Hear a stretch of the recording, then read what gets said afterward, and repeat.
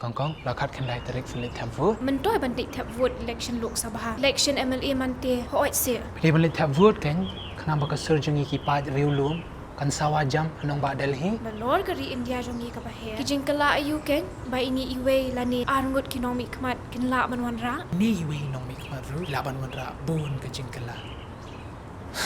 to pe chene lada phi phi dei ne bam lit thap vote lada don si we ru bam lit thap vote ba da shikumta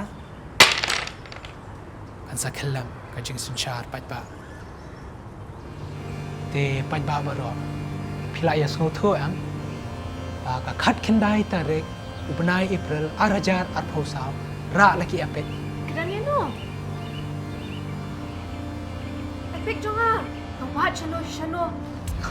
tong shwa plus no tho am filit thap vote no am ta พอออยเก่งแต่ละมันจุดแบบพี่นี่แทบโหวตเนาะมันกัน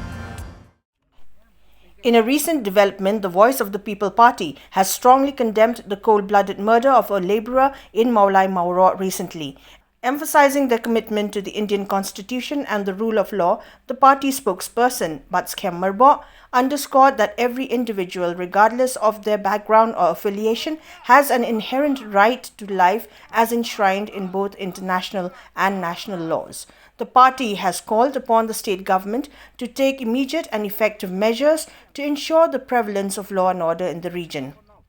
This incident adds to the state's already tarnished image, characterized by a history of power abuse and corruption.